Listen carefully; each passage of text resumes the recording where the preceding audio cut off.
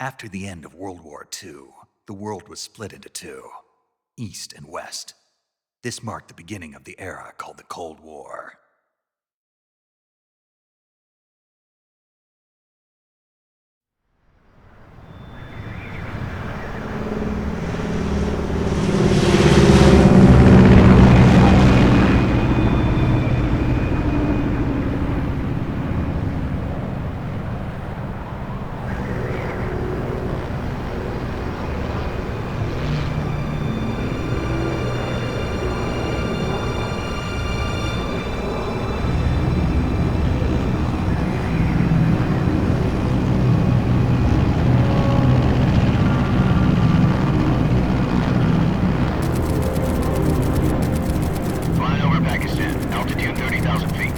Approaching Soviet airspace. 20 minutes to drop off. Commencing internal depressurization. Equipment check. Arm main parachute. All right. You ready to go? Drop zone still showing a high pressure mass. Cav okay. Good. We've got high visibility.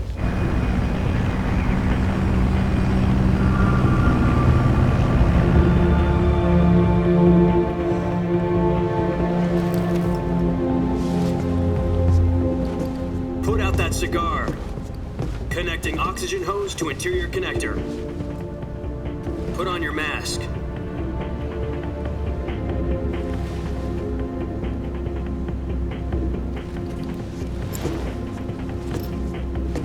Does this pantywaist know what he's doing? Approaching release point. 10 minutes to drop off. Hey, are you deaf? He said put out the cigar and put on your mask.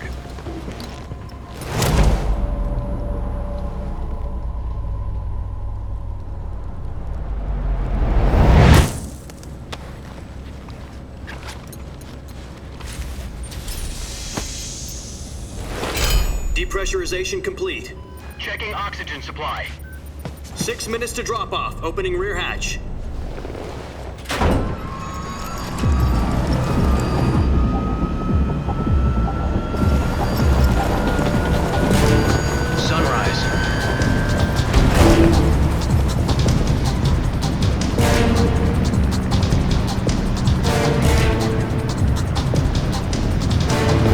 Temperature minus 46 degrees Celsius.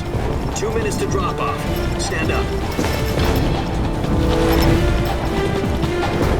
You'll be falling at 130 miles per hour.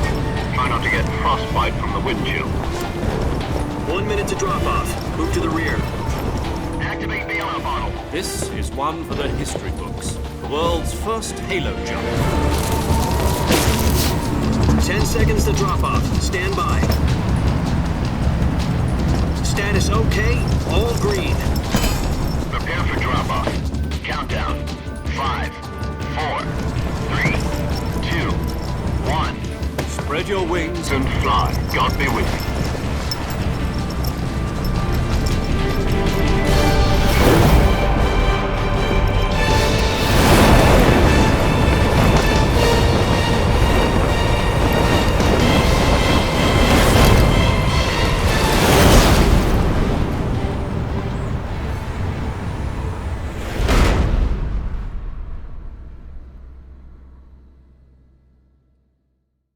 Jack, I've got some important news.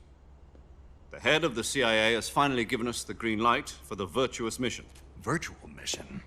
No, the virtuous mission. The future of our Fox unit depends on it. If it succeeds, we'll be officially organized into a unit.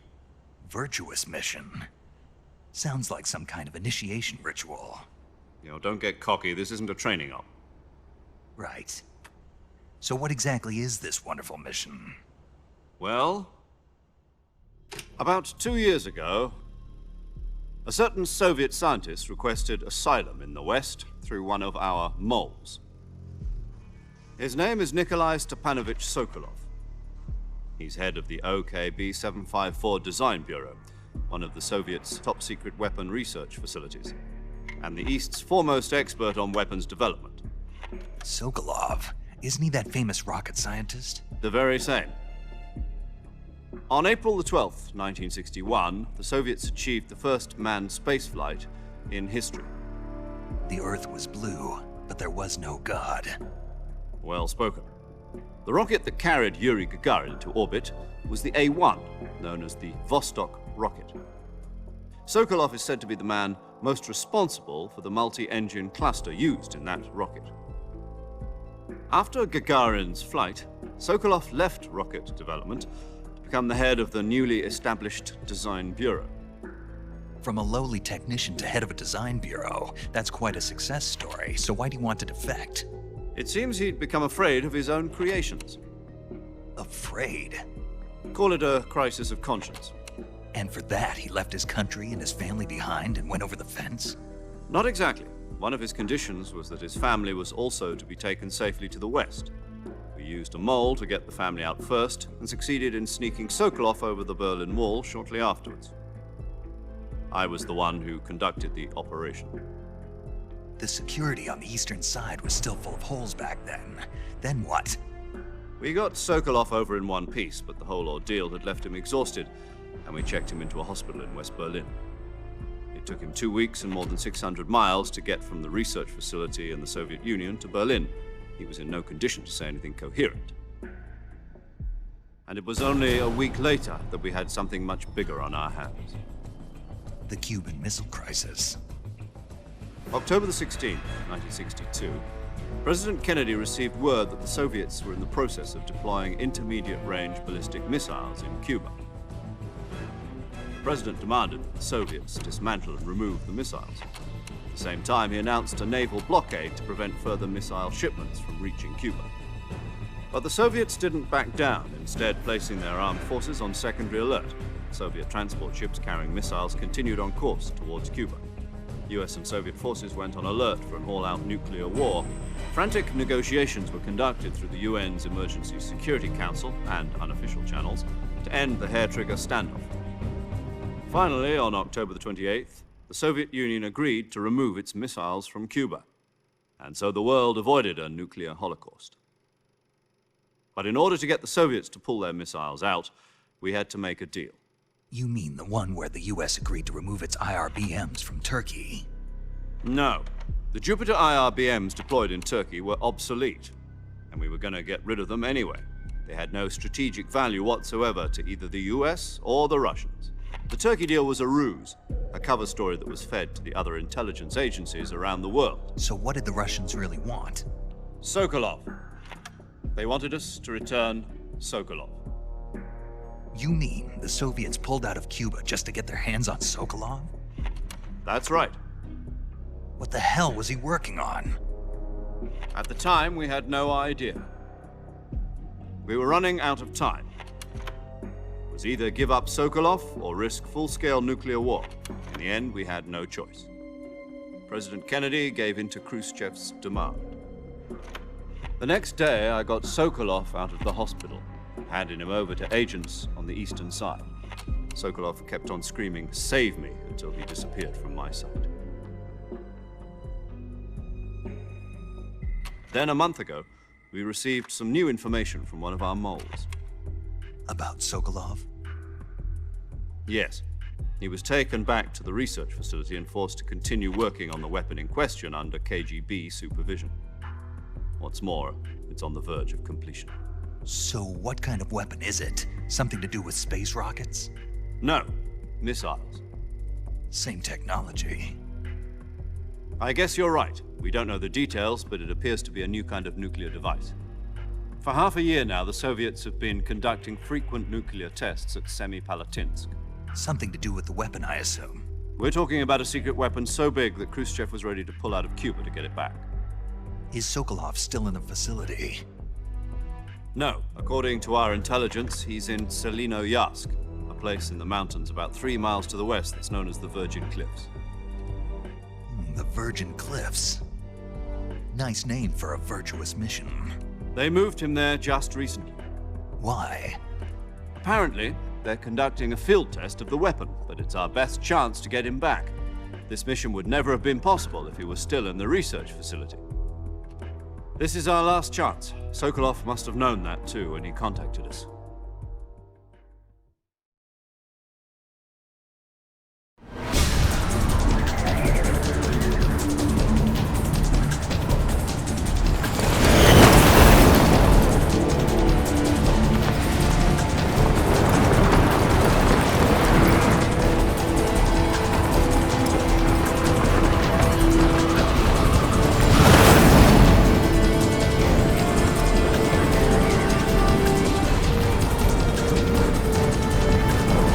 Listen up, Jack. Your mission is to infiltrate Selino Yask in the Soviet mountains, ensure the safety of Sokolov, and bring him back to the west.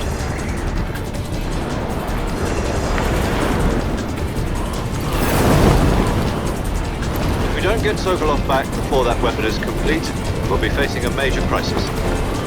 The clock is ticking.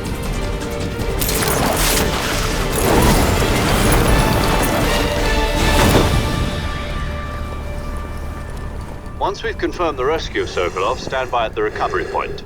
A recovery balloon will be dropped at that point. Helium will be pumped into the balloon to inflate it. The process takes about 20 minutes. Once it's complete, the gunship's arm will latch onto the balloon and pull it up. The Fulton surface-to-air recovery system. I'm familiar with the theory. Take it easy. It's been combat-proven. Do you think Sokolov is up to it? The shock will be less than during a parachute jump, and the arm can handle up to 500 pounds. So you're planning on going over the border in a single combat Talon? She's equipped with two 6-barrel 20mm Vulcan cannons, as well as two 40mm machine guns. Sounds like she could hold her own against a battalion of tanks. Even with the fuel in the reserve tank, we're facing a 4-hour time limit. If all goes well, it shouldn't take more than a few hours. Home in time for dinner. But if anything goes wrong, you'll be eating dinner, breakfast, and all the rest of your meals in the jungle.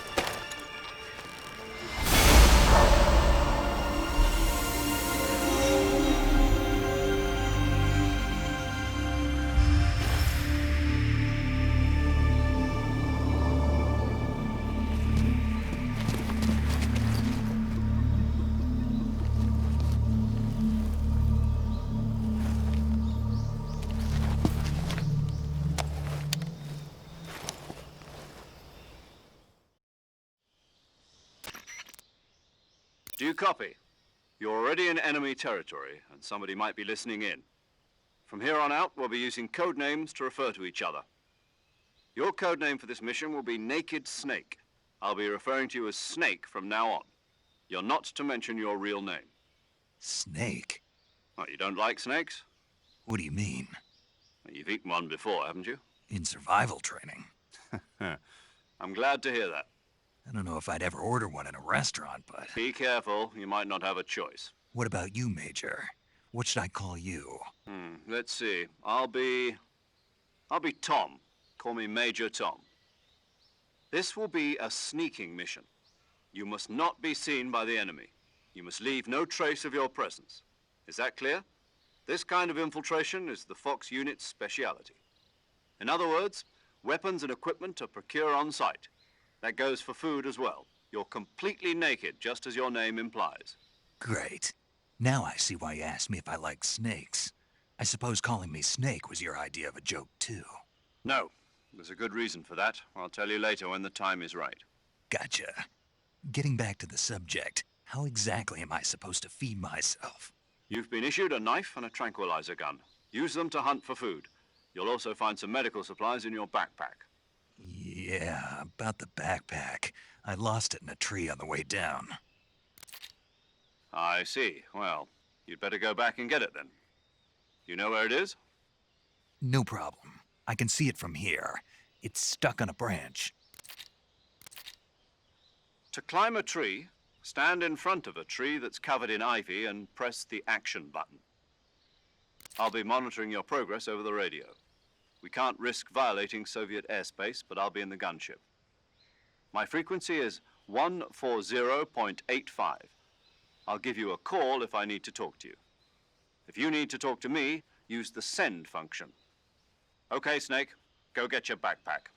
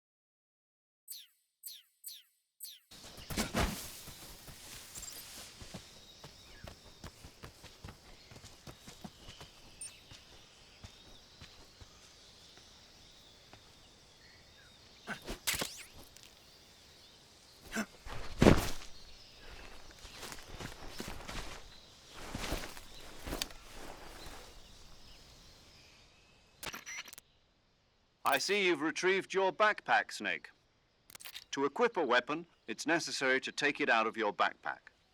In the survival viewer, choose Weapon from the backpack. Your available weapons will be displayed in a list on the screen. From that list, choose the weapon you want to equip and press the Enter button. For other equipped items, just do the same thing from Item. Got it. Use the survival viewer backpack. Yep, that's right. Survival is fundamental to this mission. After you've been out in the field for a while, your stamina will start to drop. If your stamina gets too low, it'll affect your performance. You won't be able to shoot accurately, for example, and your wounds won't heal as smoothly. Keep an eye on your stamina so you don't run out. To recover lost stamina, you can hunt for local flora and fauna. You can use either your tranquilizer gun or your knife to hunt. My only weapon is a Mark 22 Hush Puppy tranquilizer gun? That's right. It's been fitted with its own suppressor. However, the suppressor will deteriorate every time you fire. Once its durability reaches 0, the noise suppression effect will be gone. So don't get too trigger-happy with it. The suppressor's durability is shown in the icon. Any weapons and equipment beyond what you're carrying now, you'll have to find as you go. I have to find my own weapons and equipment? Whose crazy idea was this anyway? Solo covert actions are standard Fox operating procedure. You can't leave any traces of your presence. No weapons, equipment, footprints, sweat, or bodily waste. The same goes for bullets and cartridges, too. Your presence in enemy territory is already a violation of international conventions of warfare. There aren't supposed to be any American soldiers in Russia. It could spark an international incident. You can't let anyone see you. You can't let the enemy know you're there. This is a stealth mission. You're a ghost, Snake, in every sense of the word. And there'll be no rescue if you're captured. The military and US government will deny any involvement in the affair. Then I'll just have to take care of myself, huh? I'm afraid so. You've been given a fake death pill for that purpose. SIS guidelines stipulate that soldiers on covert ops like this one be issued a potassium cyanide capsule. Tape it to your body so you can take it when you need to. How generous of you. Use it if you're taken prisoner by the enemy. It'll send you into a state of false death for a short time. Fooling them into thinking that I'm really dead. So how do I come back to life? Just take the revival pill. You mean that thing they put in my tooth before the mission? That's the one. But be careful. If you remain in a state of false death for too long, nothing will be able to bring you back. Remember that. I'll keep it in mind. You said this was a solo mission, right? Right. I guess that means I can't count on any reinforcements. Correct. The mission rests entirely in your hands. A real one-man army. Relax. There's a support team ready to back you up over the radio. Who? I'll introduce them to you. This time, survival is of utmost importance. The first member of the support team will be in charge of monitoring your physical condition, acting as a medic, so to speak, as well as recording your mission data. She's a member of Fox as well, and she's here on the gunship with me. She? Hello, Snake. I'm paramedic. Nice to meet you. Paramedic. As in a medic who comes in by parachute. Aren't you going to tell me your real name? Are you going to tell me yours, Mr. Snake? My name, huh? It's John Doe. And they call you Jack for short. You're a regular Captain Nemo. A name means nothing on the battlefield. After a week, no one has a name. What's your name? Jane Doe. Very funny. I wasn't joking, but I'll tell you my name only if you manage to make it back alive. My frequency is 145.73. She's also in charge of recording your mission data. Whenever you want to save, send a message over the reserved save frequency, 140.96. So saving lets me record my mission data. That's right. It also records the state of your health. Good to know. There's one more person I want to introduce you to, Snake. Huh? Speaking of snakes, you remember the boss, don't you? A legendary soldier and your mentor. Actually, it was the boss that got the DCI's authorization in the first place. She's going to be serving as Fox's mission advisor. The boss is? She also helped me plan this mission. She and I were at SAS together. Jack, is that you? How many years has it been? Boss? That's right.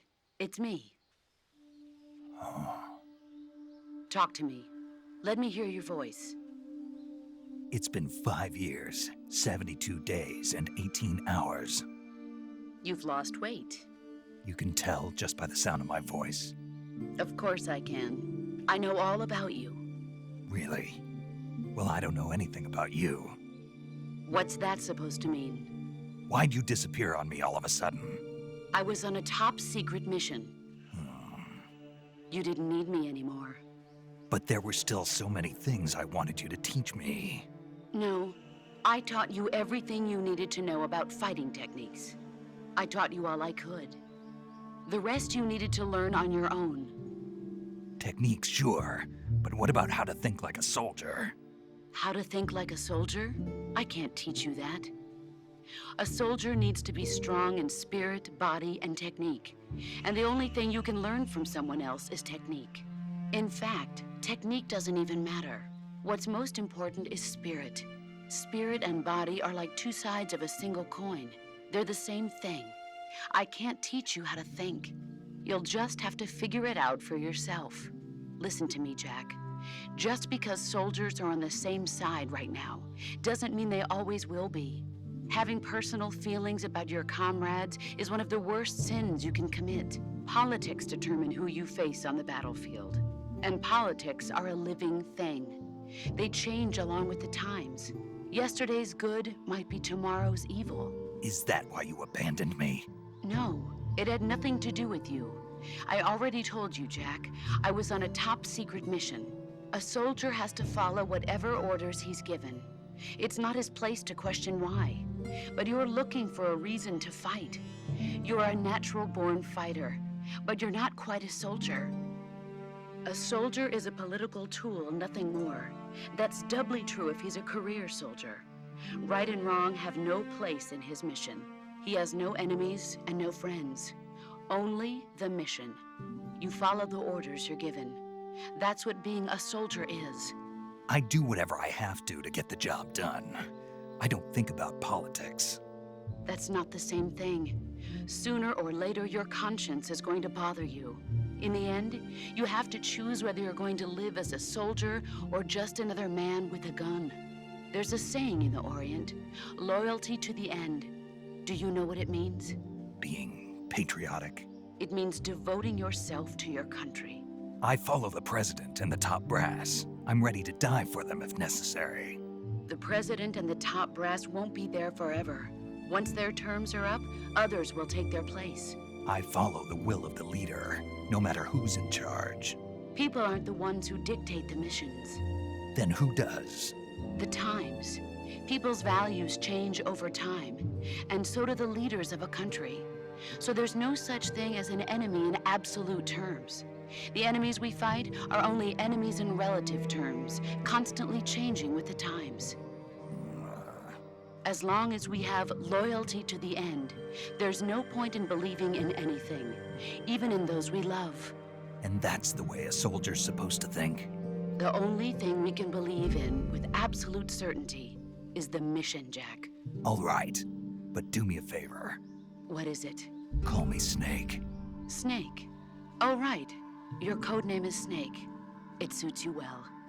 That's right. The legendary unit that the boss put together during World War II was a snake. The Cobra unit, a group of heroes that brought the war to an end and saved the world. As long as you've got a legendary hero backing you up, you'll be fine. Isn't that right, Snake? Yeah, I can't think of anyone else I'd rather have with me. Oh, and one more thing, boss. Yes? It's good to hear your voice again. Same here. After all, who knows if either of us will make it out alive? Snake, you are always best at urban warfare and infiltrating buildings. But this is the jungle. Survival is going to be key. Those CQC techniques I taught you are sure to come in handy. CQC? Close quarters combat, huh? I've been in the Green Berets for the past few years. I'm probably pretty rusty. Not to worry. I'll be here to help you remember. After all, this is your first actual survival mission. I'll be supporting you over the radio. Where are you, boss? Next to the Major? The boss is communicating with us by radio from aboard a Permit-class submarine in the Arctic Ocean. My frequency is 141.80. Call me if you need my advice on battle techniques. Gotcha. Your mission is to retrieve Dr. Sokolov. Dr. Sokolov is being held in an abandoned factory located to the north of your current position. Avoid heavy combat and don't let anyone see you. Don't forget that this is a stealth mission. Snake, try to remember some of the basics of CQC.